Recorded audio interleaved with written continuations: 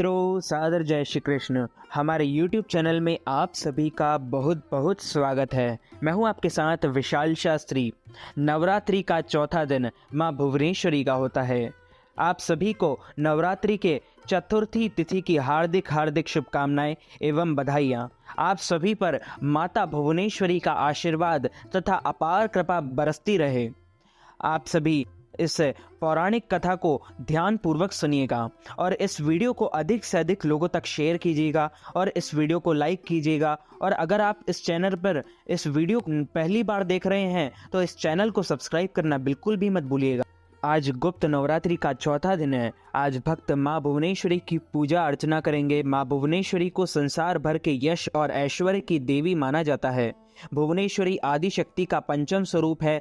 इसी रूप में माँ ने त्रिदेवों को दर्शन दिए थे। माँ भुवनेश्वरी को 10 महाविद्याओं में चौथा स्थान प्राप्त है। पौराणिक मान्यताओं के अनुसार माँ भुवनेश्वरी ही संपूर्ण जगत का पालन पोषण करती हैं। उन्हें जगत धात्री भी कहा जाता है। माँ भुवनेश्वरी 14 भुवनों की स्वामिनी है। माँ को भगवान शिव की सखी माना गया है। माँ भुवनेश्वरी की पूजा लाल रंग के पुष्प, नैवेद्य, चंदन, कुमकुम, रुद्राक्ष की माला, सिंदूर, फल आदि से करनी चाहिए। पूजा के बाद कथा पढ़ना चाहिए या सुनना चाहिए। पौराणिक कथा के अनुसार काल की शुरुआत में ब्रह्मा, विष्णु और रुद्र जगत की संरचना कर रहे थे। एक उड़ता हुआ रथ उनके सामने आया और एक आवाज ने उन्हें रथ में बैठने का आदेश दिया।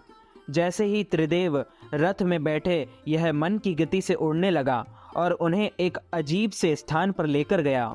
यह स्थान असल में रत्नों का द्वीप था, जिसके चारों तरफ अमृत का सागर और मनमोहक आकर्षक जंगल थे। जैसे ही त्रिदेव रथ के बाहर उतरे, वह स्त्री स्वरूप में बदल गए। उन्होंने उस द्वीप का अच्छी तरह मुआयना किया। वहां उन्हें एक शहर मिला। उस शहर के चारों तरफ सुरक्षा की 9 परतें थी और इस शहर की सुरक्षा उग्र स्वभाव के भैरव, क्षेत्रपाल, मातृका और दिक्पाल कर रहे थे। जैसे ही वह शहर के अंदर गए, शहर का सौंदर्य और विकास देखकर मंत्र मुग्ध हो गए। आखिरकार वे शहर के अंदर स्थित मुख्य राजमहल में पहुंचे, जिसका नाम चिंतामणि गृह था और जिसकी सुरक्षा योगिनियां कर रही थी। यह शहर त्रिपुर था, देवी भुवनेश्वरी की राजधानी, जो मणिद्वीप की रानी थी। जैसे ही त्रिदेव महल के अंदर घुसे, उन्हें देवी भुवनेश्वरी के दर्शन हुए। उनकी लाल छटा लाल रंग की थी। उनकी 3 आंखें, 4 हाथ थे तथा उन्होंने लाल रंग के आभूषण पहने थे। उनके शरीर पर लाल चंदन का लेप लगा था तथा उन्होंने लाल कमल की माला पहनी थी। बाएं हाथ में उन्होंने अंकुश और पाश पकड़ा था तथा दाहिने हाथ में वो अभय और वरदा मुद्रा में दिखाई दे रही थी। उनका मुकुट अर्धचंद्र रूपी मणि द्वारा सुसज्जित था। वह त्रयंबक भैरव की बाई गोद में बैठी थी, जो श्वेत वर्ण के थे। उन्होंने श्वेत वस्त्र के पहने थे। उनके बाल उलझे हुए थे तथा उनके सर के ऊपर भी अर्धचंद्र एक गंगा नदी थी। उनके 5 चेहरे थे तथा हर एक चेहरे में 3 आंखें थीं। उनके 4 हाथ थे तथा उन्होंने त्रिशूल, फरसे लेने के साथ वरदा और अभय मुद्रा भी प्रदर्शित की हुई थी। देवी भुवनेश्वरी और त्रयंबक भैरव पंच प्रेत आसन पर विराजमान थे।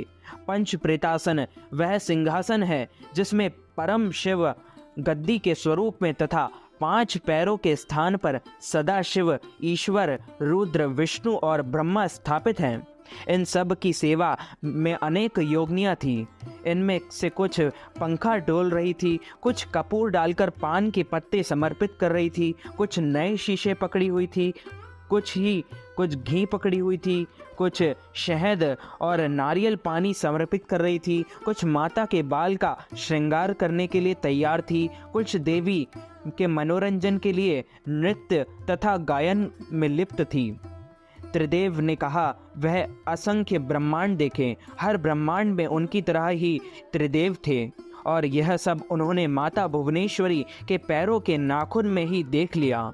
कुछ ब्रह्मांड ब्रह्मा द्वारा बनाए जा रहे थे, कुछ विष्णु द्वारा पाले जा रहे थे तथा कुछ रुद्र द्वारा संहारित किए जा रहे थे त्रयंबक ब्रह्म इनकी इच्छा शक्ति द्वारा उत्पन्न भुवनेश्वरी ने त्रयंबक के 3 स्वरूप बनाए, ब्रह्मा, विष्णु और रुद्र।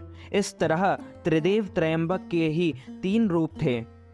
तत्पश्चात देवी भुवनेश्वरी ने अपनी शक्तियां त्रिदेव को प्रदान की। ब्रह्म ने के लिए देवी सरस्वती, विष्णु के लिए देवी लक्ष्मी तथा रुद्र के लिए देवी काली का निर्माण किया तथा उन्हें उनकी जगह पर स्थापित किया। ब्रह्मा और सरस्वती ने मिलकर एक ब्रह्मांड रूपी अंडा बनाया। रुद्र और काली ने इसे तोड़ा, जिससे पंचतत्व स्वरूप में आए। इसके बाद पंचतत्व का उपयोग कर ब्रह्मा और सरस्वती ने संपूर्ण ब्रह्मांड की रचना की तथा विष्णु और लक्ष्मी ने इसके पालन पोषण का हर कार्य किया। अंत में रुद्र और काली ब्रह्मांड की समाप्ति की, ताकि सरस्वती और ब्रह्मा पुनर्रचना शुरू कर सके। माता भुवनेश्वरी को शाकंभरी व शताक्षी नाम से भी जाना जाता है। समस्त ब्रह्मांड की जननी होने के कारण इन्हें राज राजेश्वरी व जगत जननी भी कहते हैं। इन्हें माता पार्वती का स्वरूप भी कहा जाता है। तो मित्रों, हमारे इस ज्ञानवर्धक वीडियो को अधिक से अधिक लोगों तक शेयर कीजिएगा, लाइक कीजिएगा, कमेंट कीजिएगा। कमेंट बॉक्स में जय श्री कृष्ण, जय माता दी ज़रूर लिखिएगा। मैं मिलता हूं आपको किसी नई वीडियो के साथ। तब तक के लिए सादर जय श्री कृष्ण, सादर धन्यवाद।